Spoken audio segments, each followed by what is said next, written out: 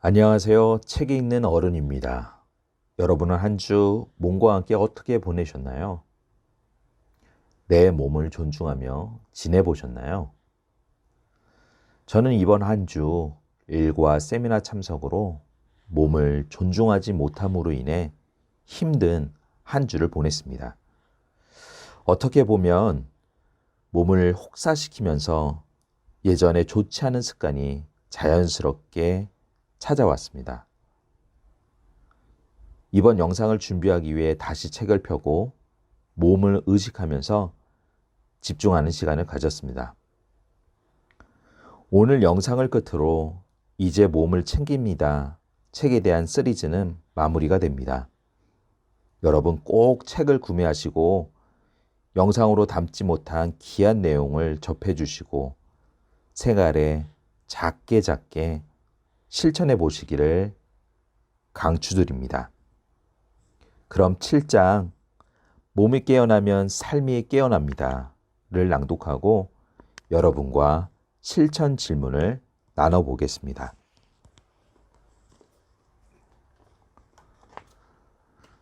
상담실에 찾아오는 이들 가운데 비현실감이나 이인감을 호소하는 이들이 예전보다 많아졌습니다. 원래 해리성 장애나 공황장애 등에서 잘 나타나는 증상이지만 요즘은 꼭 그런 질환이 아닌 상태에서도 이러한 증상을 호소하는 경우가 늘고 있습니다. 내가 아닌 것 같다. 내가 너무 낯설게 느껴진다. 세상이 달라진 것 같다. 꿈속에 있는 것 같다. 왜 그럴까요? 그것은 누누이 이야기한 것처럼 우리가 몸과 함께 살지 못하고 머리로만 살아가기 때문입니다. 우리가 건강하게 살아가려면 두 가지 자존감이 필요합니다. 우리가 잘 알고 있는 자기 존중감도 있지만 더 중요한 것은 자기 존재감입니다. 자기 존재감이 자신을 여기에 존재한다는 감각적 경험에 기초합니다. 자기 존중감과 달리 자기 존재감은 머리가 아니라 몸의 감각에 기반을 둡니다. 그러나 삶의 토대인 몸을 배제한 채 머리로만 살아가게 되면 생각은 비대해지고 감각은 떨어지며 현실에서 멀어지고 공상으로 빠져듭니다. 그렇다 보니 지금 자신이 어떻게 살아가고 있는지 알지 못합니다. 우리는 여행을 하면서도 그 다음 장소의 정보를 검색하느라 시간을 빼앗기고 천천히 해야 할 이야기를 나눌 때에도 그래서 결론이 뭐야? 라며 재촉합니다. 자신의 몸인데도 스스로 그 움직임을 조절할 수 없다고 느낄 때가 많습니다. 속도의 중독으로 인해 마음은 몸과 함께 살지 못하고 늘 몸을 먼저 떠납니다. 마음은 늘 몸보다 앞서서 몸을 부릅니다. 우리가 지금 이 순간을 살아갈 수 없는 이유입니다. 그러나 결심한다고 해서 삶의 속도가 조절되는 것은 아닙니다. 분주한 마음은 이런 결심마저도 순식간에 휘발시켜 버립니다.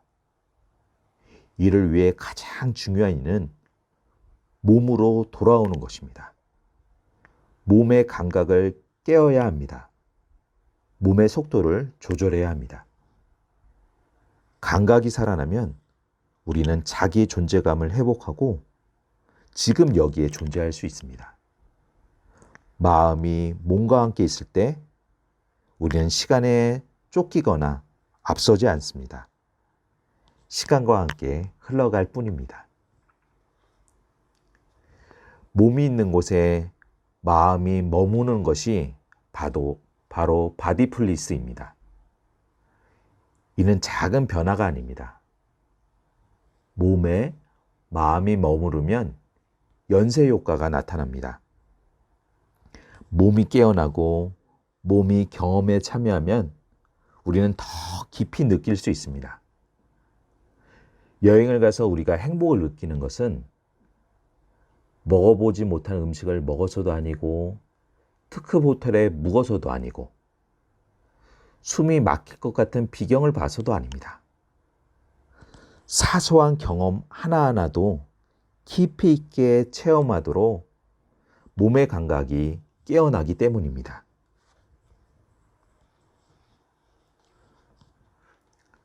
사람은 누군가와 몸으로 연결되기를 원합니다. 포유류들은 왜 태어날 때 울음을 터뜨릴까요? 아이의 울음소리는 체구에 맞지 않게 우렁찹니다. 이 울음은 단지 호흡을 위해서만이 아니라 애착을 위한 몸부림입니다. 안아주고 보살펴달라는 아이의 절규인 셈입니다. 아이와 엄마의 몸이 만나면 옥시토신이라는 안정감과 행복을 느끼는 호르몬이 흘러나옵니다. 엄마와 아이는 행복해졌습니다. 이제 아이는 새근새근 세상에서의 첫 잠에 빠져듭니다. 이렇듯 인간 최초의 사랑은 몸과 몸의 접촉으로 이루어집니다. 그리고 안오한 감촉은 우리의 온몸에 각인되고 우리는 평생 그 따뜻한 감촉을 잊지 못합니다. 아이와 양육자의 정서적 공유를 동조라고 하며 이것이 애착의 기본입니다. 동조는 기본적으로 언어 이전에 육체적 상호작용을 통해 이루어집니다. 미소와 미소가 오가고 눈과 눈이 만나고 피부와 피부가 맞닿는 것이 바로 애착의 토대입니다. 아이가 올 때 어떻게 반응했는지, 음식을 어떻게 주었는지, 얼마나 쓰다듬거나 안아주었는지, 어떻게 몸을 씻겨주었는지, 아이와 몸놀이를 얼마나 함께 했는지, 아이가 몸을 뒤집거나 길 때 어떻게 대했는지 등 양육자가 아이의 몸을 어떻게 다루었느냐는 아이의 몸에 대한 태도에 많은 영향을 끼치게 됩니다. 모든 몸의 접촉이 긍정적인 것은 아닙니다. 아이가 원할 때 원하는 방식으로 몸을 접촉하는 것이 중요합니다. 즉, 접촉의 부재뿐 아니라 부적절한 접촉과 접촉의 과잉 또한 애착 손상이 될 수 있습니다. 만약 접촉과 관련해서 반복해서 불쾌감이나 긴장감을 느꼈다면 아이는 누군가 다가오는 것에 대해 늘 긴장하고 경계를 합니다.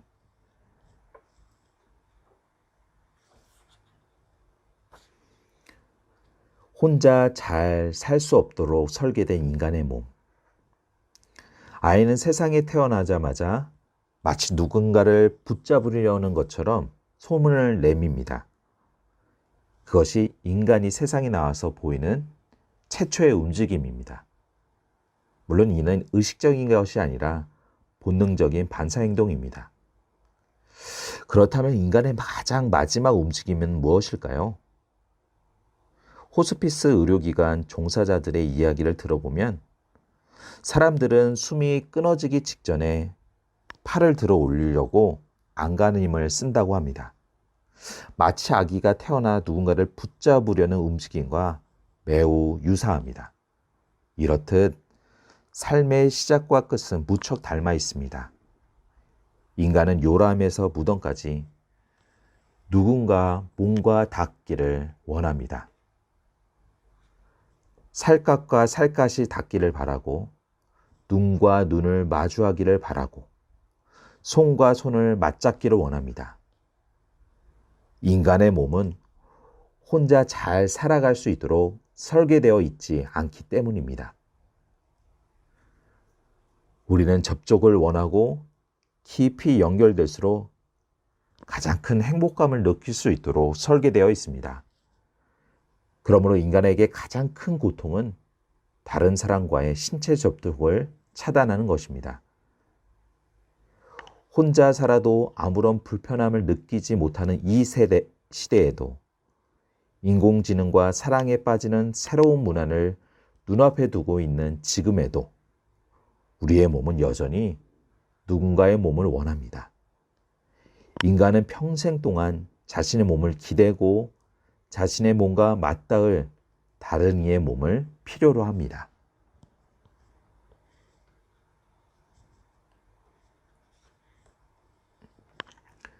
우리의 몸은 그 자체로 의식과 지혜를 가지고 있습니다. 몸의 소리에 가만히 귀를 기울여 보세요.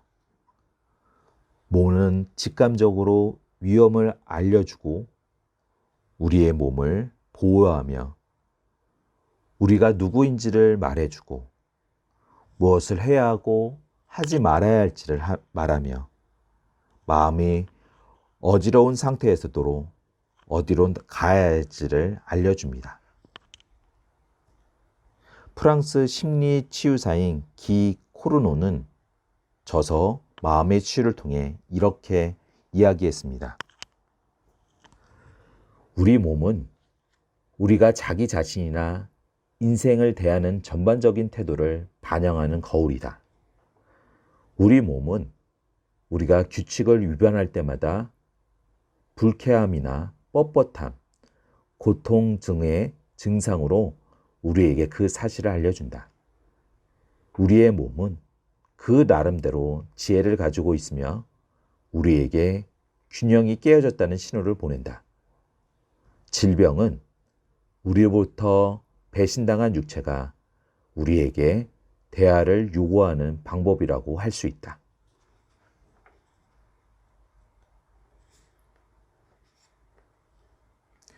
내 몸은 내 건강의 주체입니다. 건강의 주체가 된다는 것은 무엇을 말할까요? 그 핵심은 몸을 건강의 주체로 인식하고 존중하는 것입니다. 갑작스럽게 발생한 외상사고를 제외하면 치유란 본질적으로 의사나 약물에 의해 이루어지는 것이 아니라 우리 자신에 의해 이루어집니다. 그리고 그 치유력의 핵심은 몸입니다. 많은 질병이 그렇습니다. 몸의 경고 증상을 무시하다가 결국 몸의 자기보호 시스템이 무너진 결과가 질병입니다. 그런데도 사람들은 병이 나면 몸을 원망합니다. 열심히 살아가야 할 때 왜 몸이 자기 말을 안 듣느냐며 화를 냅니다.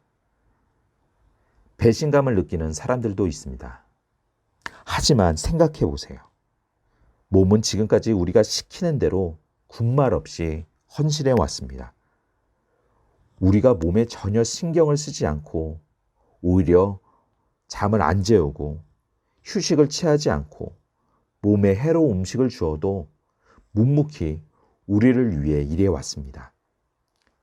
그리고 병이 나기 전에도 여러 신체 증상을 통해 자신의 이야기를 들어달라고 하소연을 했습니다. 병이 난 뒤로도 몸은 어떻게든 우리를 살려보겠다고 고군분투하고 있습니다. 몸이 우리를 배신한 것이 아니라 우리가 몸을 배신해 온 것입니다. 몸은 늘 우리를 돌봐주었고 우리 곁에 있어 주었습니다. 몸은 끝까지 내 편입니다.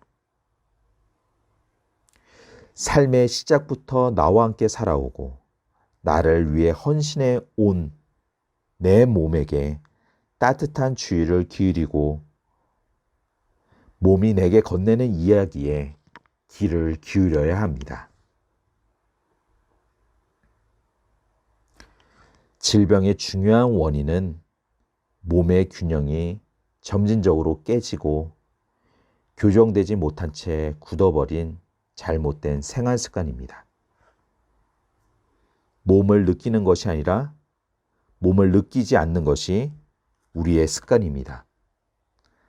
느끼지 못했기 때문에 제대로 돌볼 수도 없습니다. 건강을 위해 우리에게 필요한 것은 아주 간명합니다. 다시 몸을 느끼는 것입니다. 깨어나는 것은 생각하는 것이 아닙니다. 오히려 생각에 끌려가지 않는 알아차림이 필요합니다. 순간순간 몸의 주의를 기울이는 바디풀리스의 상태가 바로 몸의 깨어남을 말합니다. 몸이 깨어나면 이는 마음의 깨어남으로 이어집니다. 내 몸뿐 아니라 생각과 행동을 관찰하는 주시자가 생겨납니다. 몸의 감각과 움직임을 알아차리는 것은 물론 내가 어떤 생각을 하고 어떻게 느끼고 어떻게 행동하는지를 점점 더 잘 알아차리게 됩니다. 더 나아가 내가 무엇을 원하고 내 삶에 무엇이 중요한지를 염두하며 살아가게 됩니다. 이는 자연스럽게 습관적 반응을 줄이고 의식적 반응을 늘립니다. 몸이 깨어나면 삶이 깨어납니다. 틀에 박힌 습관적 삶에서 삶의 변화를 이끌어가는 지휘자가 만들어지는 것입니다. 우리에게 필요한 것은 삶의 혁명이 아닙니다. 일상의 작은 변화입니다. 몸을 느끼지 못하고 생활하다가 한 번씩 몸의 주의를 기울이면 몸을 느끼고 내가 할 수 있을 만큼 몸을 돌보는 것입니다. 수없이 넘어지고 또 넘어져도 다시 일어나 아장아장 걸었던 내 몸의 역사처럼 서두르지도 말고 멈추지도 말고 꾸준히